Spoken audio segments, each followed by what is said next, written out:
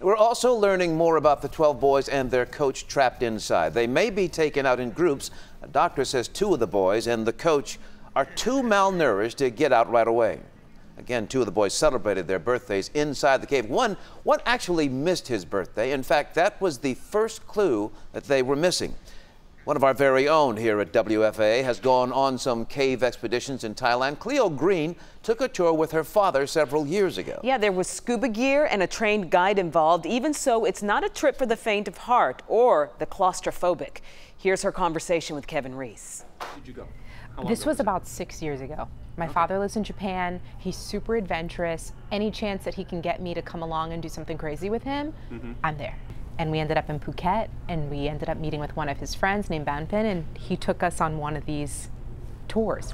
We went underwater. Some of the swims were like 10 minutes or longer. I remember my dad like holding my hand. So you did have to swim? Yeah, you did have to swim. And I mean, some of these swims, I mean, if you can imagine being in a lake that's frozen over, it's like that until you get to a part with land where you're coming up. So you're completely underwater. You can see those microscopic, nasty little things in the water.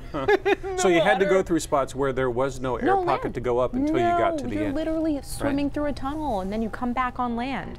For Thai people, this is just like walking through the forest and exploring, just like the coach and those 12 boys. So I really wish I could know, what the terrain was like in this cave that those young boys are in, because that's in northern Thailand, and they don't know how to swim, so I don't think they were doing those kind of swims. I just know that each cave is different, and this one, man, it freaked me out. So you had to have thought, oh crap, that could have been me. Did that thought cross your mind? I think I did kind of think, what would have happened. But mainly I really do remember being underneath the water and wondering, what if there's no hole for us to come out of? You just wish. You just pray. Yeah.